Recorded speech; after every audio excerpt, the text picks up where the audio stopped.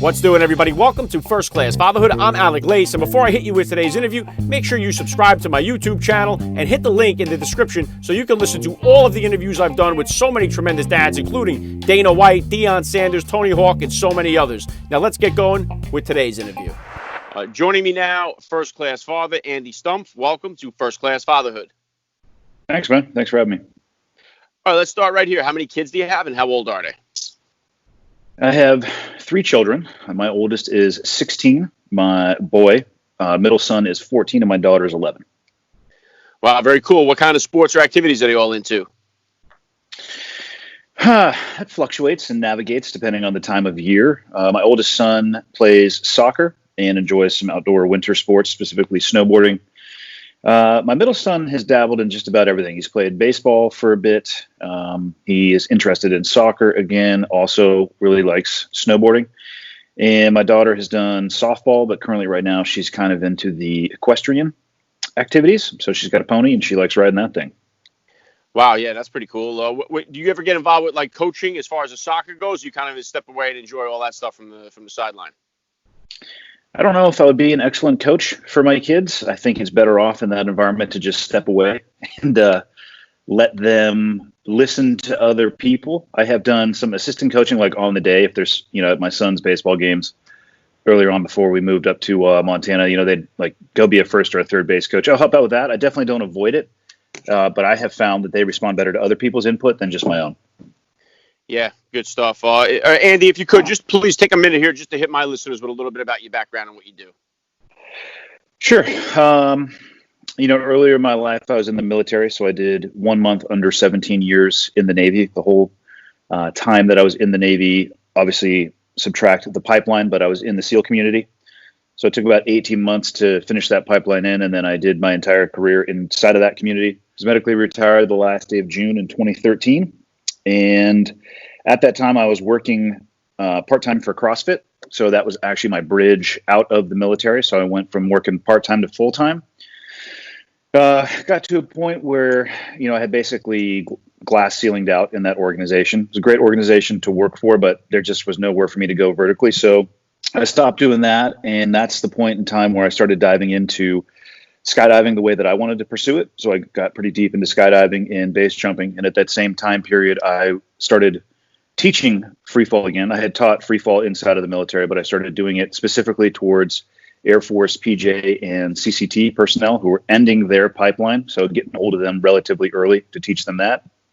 And in the course of all that, I started doing some public speaking, as well as started the podcast, I think, 2.5 years ago now. I would have to go back and look when the first episode was actually published. And yeah, that's kind of what I do now. I do a mix of endorsement and ambassador stuff, the podcast and public speaking. Pretty much takes up most of my time. Yeah, it's an incredible resume, Andy, and thank you for your service before I forget to say that. And so then about how old were you then, Andy, when you first became a dad, and how did becoming a father kind of change your perspective on life?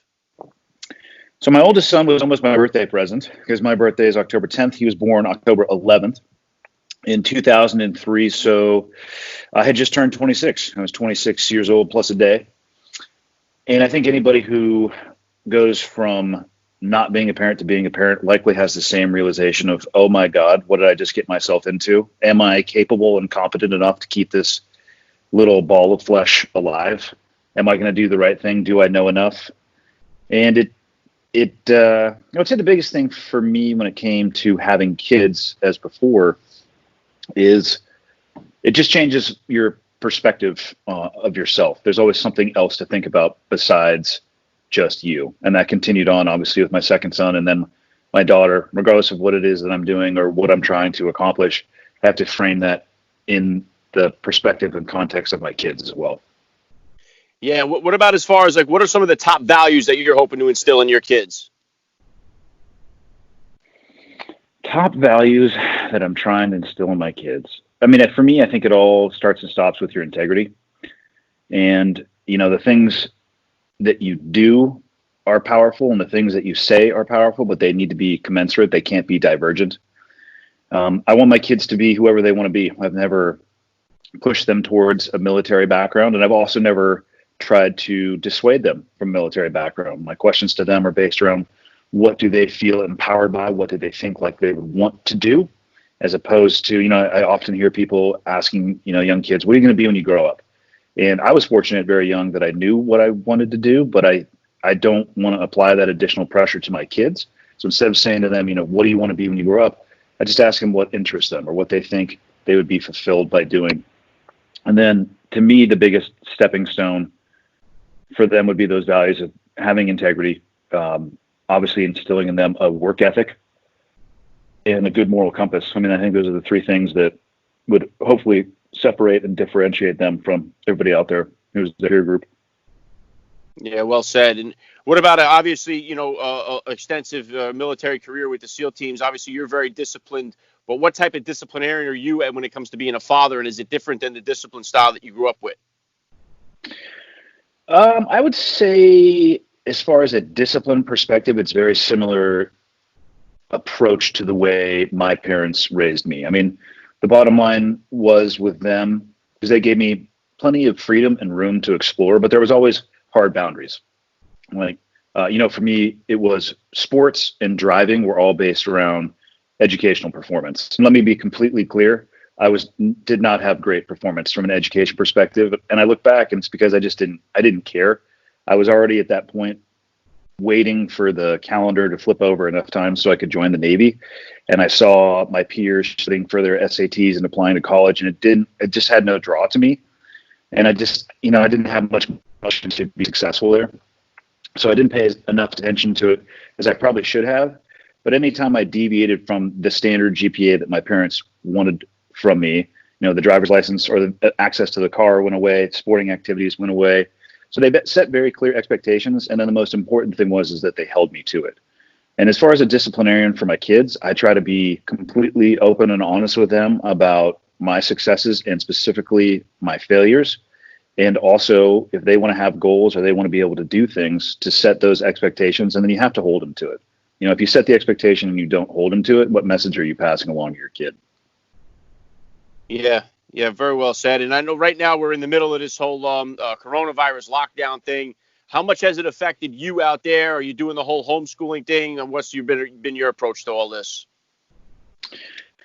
Well, I'm in a unique situation. So I'm almost a year into a divorce, and I have, an approved co-parenting plan with my ex-wife. And the problem with it right now is that because of what's going on, I'm not actually getting access to my kids. And the court system here in Montana doesn't really know how to deal with that because we're obviously in unprecedented times. So the schools have attempted to go to a distance or online learning model. And I can only watch this from a distance. And so they're doing a little bit, but I don't know if they're going to be able to make that full shift before the next school year. I suspect the kids will probably not go back to school. Montana's doing it 2-week chunks at a time.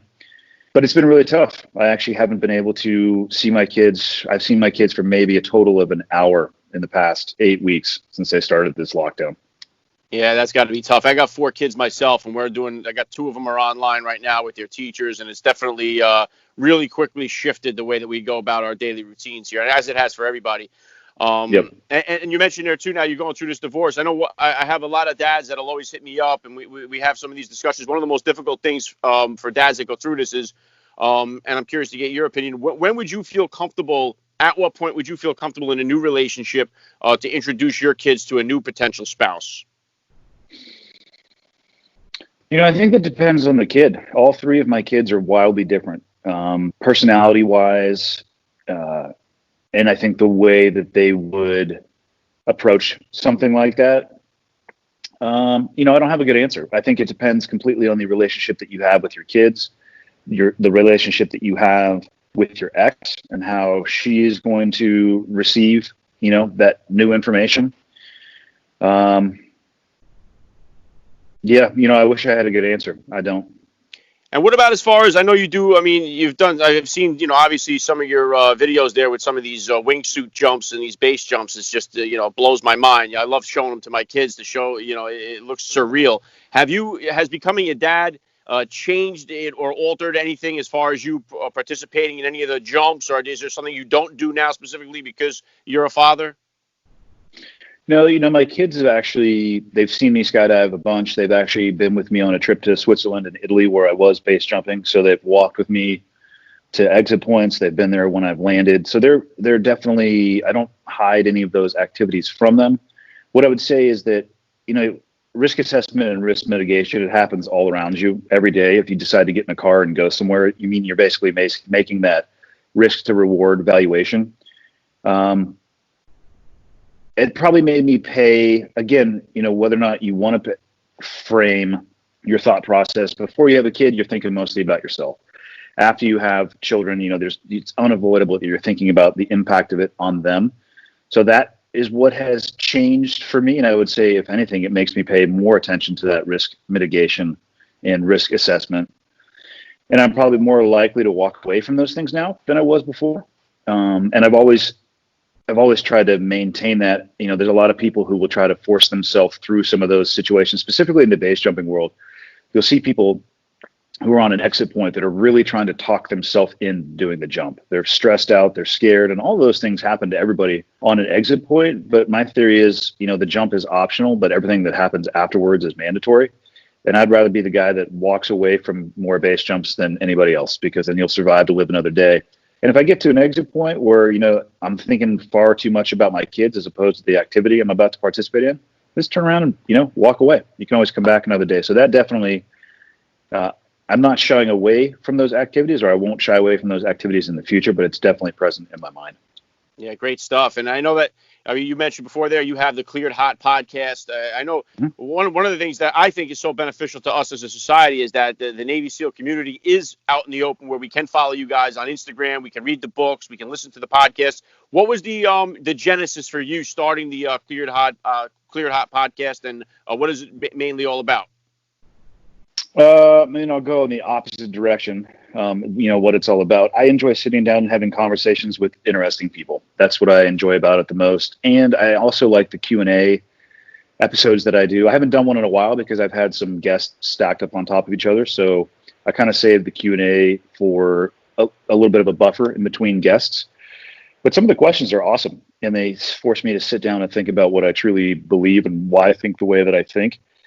And that's been pretty damn cathartic for me to think through those things. And then sitting down and talking with people that I'm fascinated by. I mean, it's amazing what you can learn if you just take the time to sit down and listen to somebody else talk about their expertise.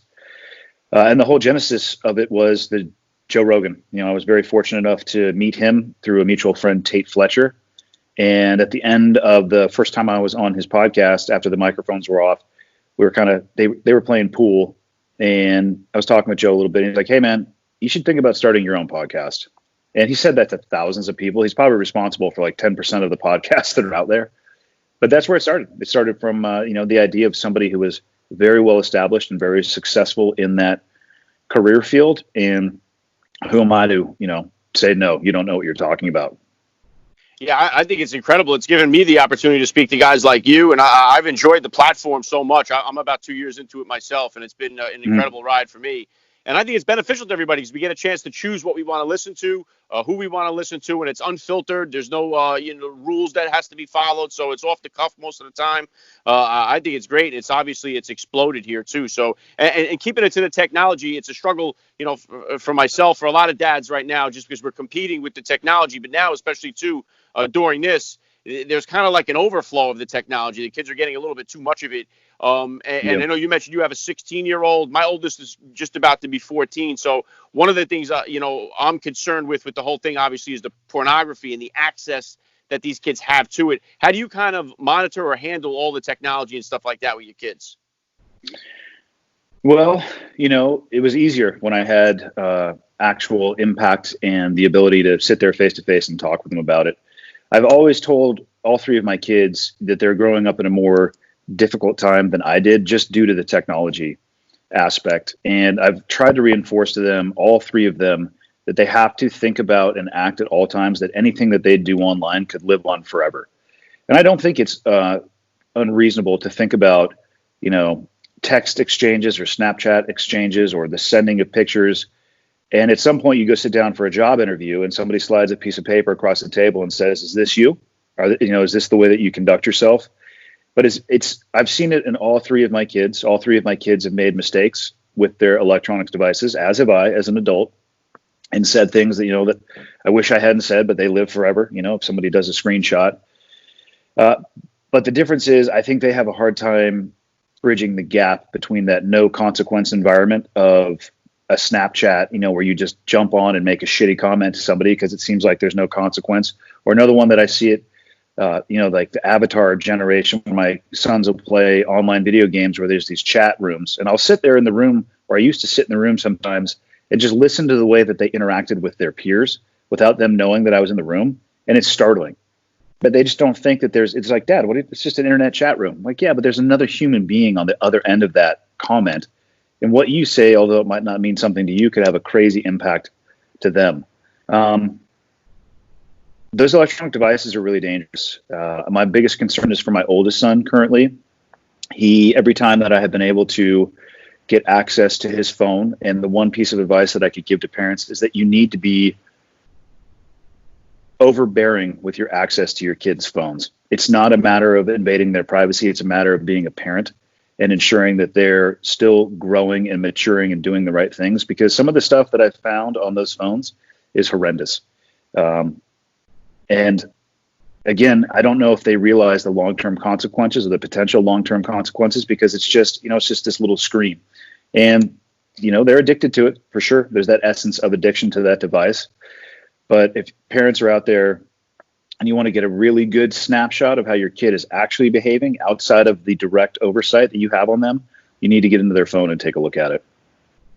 Yeah, and it's funny because like years ago when I was a kid, there would be like, if you wanted to get a glimpse of that, you try to sneak around and see how they acted in the playground, like we're in a schoolyard, and then you get a better glimpse of how they present themselves. Now it's through this technology, and I drive Uber on the weekends. Well, I was before this whole lockdown started, and it's amazing to listen to the conversations. They mostly take place through the phone, even when the kids are in the car, and it's just like it's really mind-blowing. And the other aspect of it is that they trust the technology so much, where I have people, at 2, 3 in the morning that are drunk. They don't even check my license plate. They don't even ask who I am. They just get right in the car and just expect that I'm going to be the guy they're looking for. So that part of it is a little scary. It's beneficial that they have the option not to drink and drive, but then again, on the other side of it, sometimes they don't even, look to who they're getting in the car with. So that part is scary.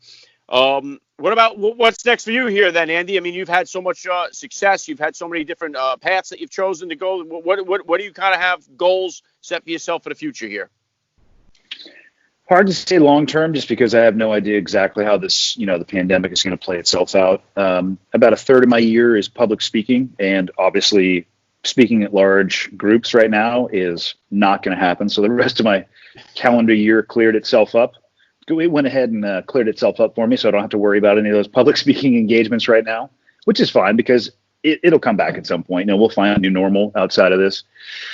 But what I've been trying to do is probably similar to what you're doing, is looking at the tools I have available now, which is largely what we're talking on, online resources, and trying to build that presence and work inside of the framework that seems to be what we're limited with right now. I think my biggest goal probably in the near term is just to continue to dive in with the podcast. It's one of the most enjoyable things that I do. I really like just sitting down and talking with people that I find interesting, and kind of building the online presence of that, given, again, like I said, the framework of what we have to go forward with. And I think my goal for 2020 is to not add any new things that I do, and maybe just optimize and become more efficient with the things that I already do. Yeah, very cool. I love that. And I'm curious about you. How do you feel about the the Navy SEAL shows that are out there? Do you ever watch them, like the SEAL Team or like the Six that was on History Channel? And how do you feel that they represent the SEALs? It's a difficult medium to actually unpack any realism. An hour-long TV show is actually 44 minutes, broken up in usually 4 to 6 chunks. And TV show, it's entertainment, and as long as you take it as entertainment, that's fine. The reality is they need to get good ratings so they can sell detergent in hand soap in between. They make their money off of it's the reality. They make their money off the ads, and I have no problem with that. But 44 minutes is not enough to balance entertainment and authenticity. And I have a little bit of experience being technical advisor, specifically on the show Six. And I saw that struggle between entertainment and authenticity. And oftentimes they'd say, how would you guys really do this? and you'd give them a couple options, and like, that's boring, which most of the time it is boring. So they would think of an entertaining or creative way to solve the problem that at least flirts with authenticity. So I don't think they paint the community well, but I don't think they paint the community poorly either. Just watch it from the lens of entertainment, and you're fine. Does any of your kids, does your oldest son ever watch those and then say, hey, Dad, do you do this or that? Or they don't watch, no? No, they don't. And, I think I can count on one hand the number of times my kids have asked me about my old job, because I don't talk about it in front of them, and quite frankly, I could care less if they ever show any interest in it. Yeah, very good. All right. Last thing I want to hit you with here, Andy. I love to ask all the dads that I get on the podcast, what type of advice do you have for the new dad or for that about to be father who's out there listening? What advice do I have for the new dad? I would say, regardless of how unsure of yourself you may be, or uncomfortable, or how many questions that you may have, the reality is you're going to make a ton of mistakes, and you'll have a lot of successes, hopefully. But one thing that I think has helped me with my kids is that I'm very open with the mistakes that I make, and I address it with them directly. I don't try to brush it under the table and say, well, you guys need to do this, but don't pay attention to me doing that. And that's obviously when your kids are a little bit later. But if you're first about to be a parent, you're going to be nervous. You're going to be surrounded by uncertainty, and just take a deep breath. The kids come out of the box, like primed to try to survive, do the best you can, and don't sweat the small mistakes. You're going to be okay. Yeah, very well said. I love the message. This has been an honor for me. I got to say, Andy Stumpf, you're a first-class father all the way, and thank you so much for giving me a few minutes of your time on First Class Fatherhood. Yeah, thanks for having me on.